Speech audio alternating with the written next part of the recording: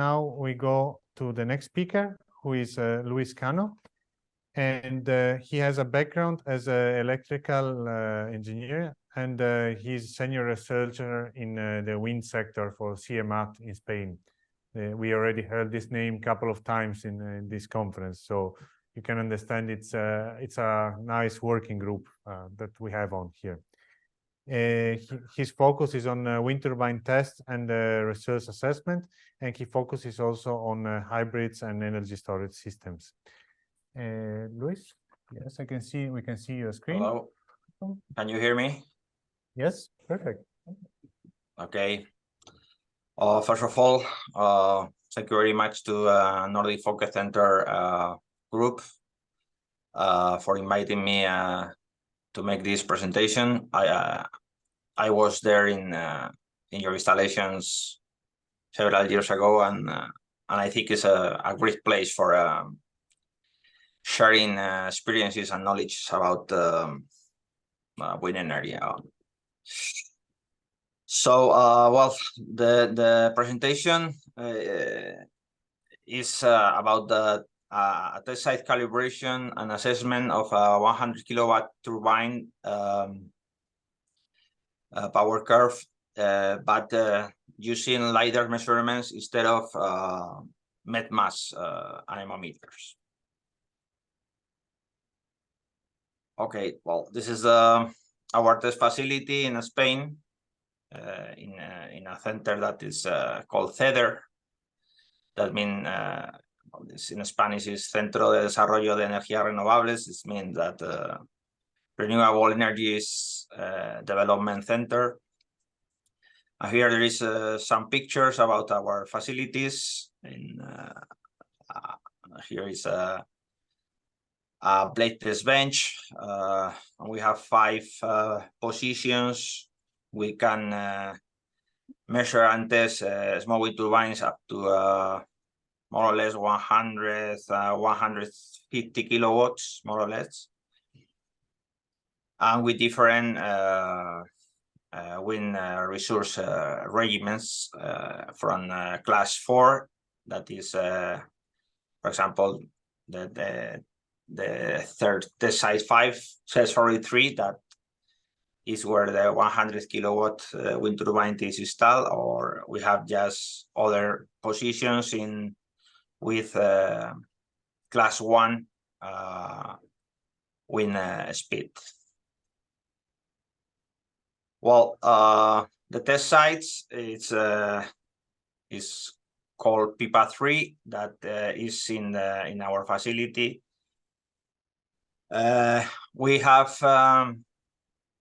carry out 2 different tests, 2 different site calibration tests, one with 2 anemometer mast, and we have repeated the same experiment with 2 remote LIDAR systems.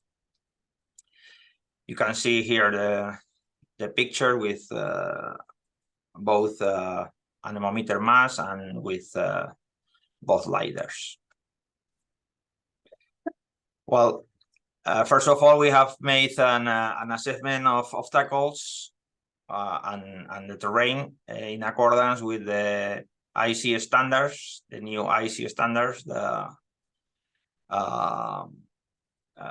IC 61412.5, that is called now assessment of obstacles and terrain. The results is that this installation is, for this machine, is a complex terrain with more or less an average terrain classification 2 or 3 in accordance with the results shown in the IC 61412.5. Well, this is the wind turbine. This is a Spanish wind turbine. It's called NET 100. It has a 24-meter diameter, and the tower half height is 36 meters, with a specific power that is around 220 watts per square meter. And here there are another general characteristics with cut-in, cut-out, the clash regulation, and so on. Well, the equipment that we have used is two LIDARs that from the company ZX. In particular, the model ZX300. The measurement period is for more or less 3 months, from March to June in last year. And we have programmed the LIDAR for 11 heights that you can see from 12 meters to 100 meters. And we have, as you can see previously, 2 positions with a distance of 70 meters, more or less, in the west direction. That is our predominant wind direction in our center. Well, the first of all that we have to do with the LIDAR data is use some filters to get data that are relevant because LIDAR has some difficulties to measure, for example, with foggy days or rainy days, and there are some errors or mistakes in the data that we have to filter. Also, we have for the procedure that use this LIDAR to measure, and sometimes it produces an disalignment of all with low wind speed regimens that we have to filter also. And finally, we have obtained our valid sector for measure the power performance of the wind turbine. So you can see that is more or less north, west, and south. Later, we have obtained the equivalent rotor wind speed, taking into account the 3 measures that you can see is the height about 2/3 of the radium, and height less 2/3 of the radium. We have obtained also the wind shear of each wind speed, and we have prove or test the diurnal cycle of atmospheric stability, and you could see that at night and during night and during day there are differences in the turbulence and the wind speed profile. Well, we have used the method 1 in the IEC standard. This method uses beams for of wind direction and wind shear, because in our case the wind shear is significant. And well, we have measured how many data and which is the percentage of in where wind shear, or the coefficient wind shear is more than 0.25, and well, it's more or less around 36% of the data, and for this reason we have used this method.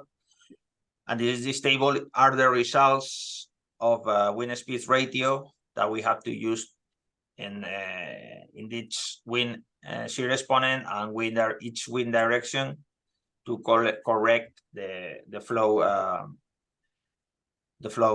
between 2 LIDARs, the flow and wind speed from the two LIDARs. Well, we have also the quality checks that are exposed in the IEC standards. We have assessed the significance of shear, and you can see that it's the linear regression is we had do it for each wind direction beam. We have also fulfilled the completion criteria for wind direction. We have enough data to obtain that this test is valid. And finally, we have made a check, the comprehensive check of the measurements. And well, we finally make the change between the adjustment wind directions beam, and we see that we don't need any additional standard uncertainty for this method. We have finally obtained the statistical uncertainty using the K-fold cross-validation. That is the method that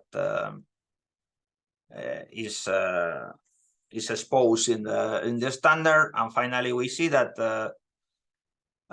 taking into account the LIDAR, it's better to use the equivalent rotor wind speed.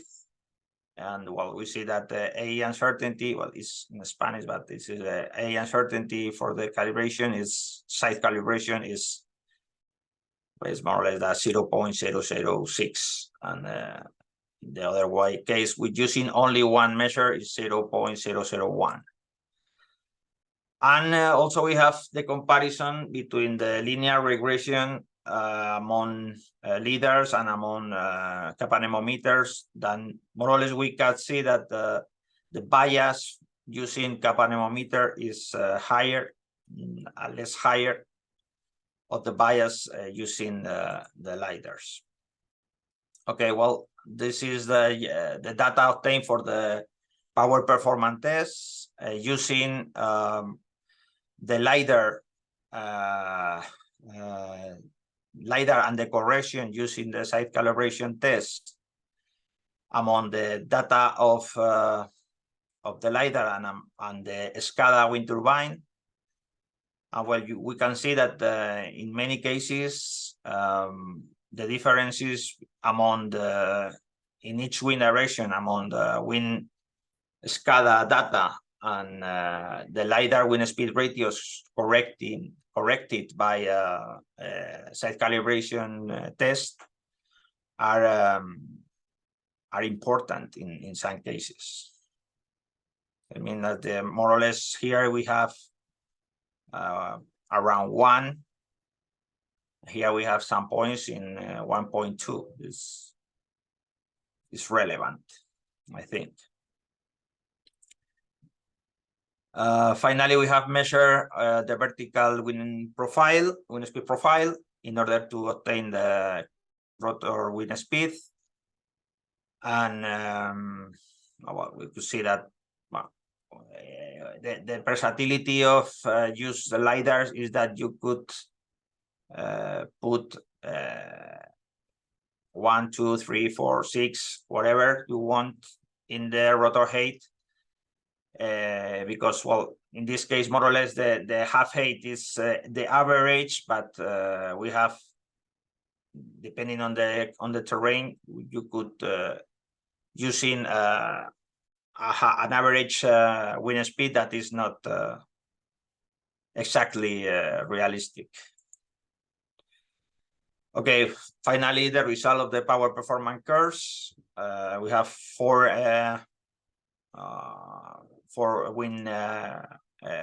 power performance with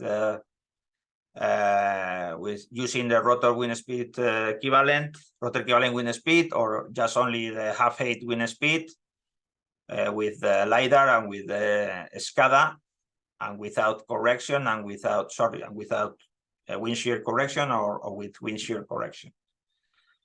More or less, we see that the SCADA power performance is significantly less than the performance that can use with the real wind speed that the LIDAR could see in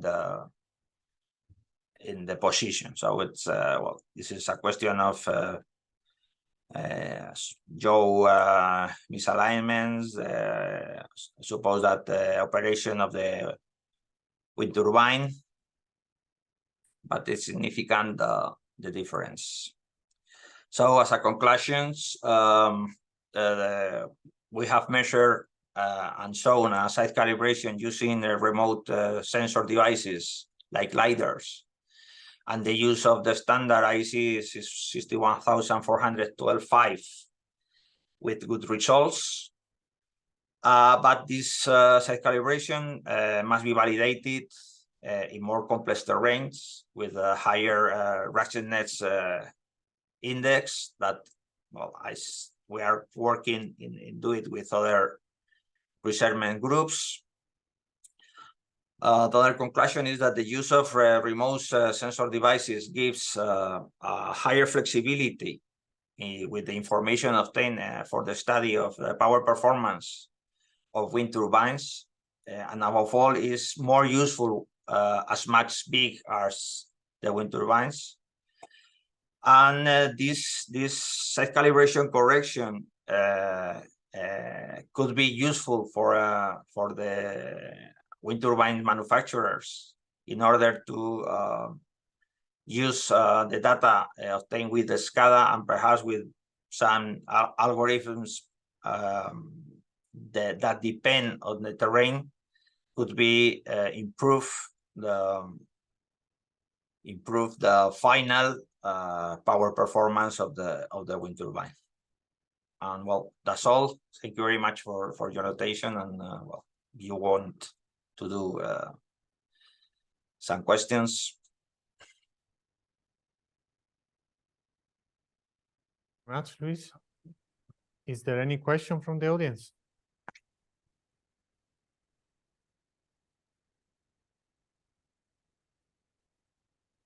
It doesn't look like, right? No. But then, yeah, then they can just contact you should there any question arise. Okay. Again for presenting. Thank you, Daniel. Thank you, Daniel. And we will now have a break up to 10:40 our time. So that's about 15 minutes, let's say. So yeah, take the chance to stretch a little bit the legs so that we can get ready for the remaining part of the conference.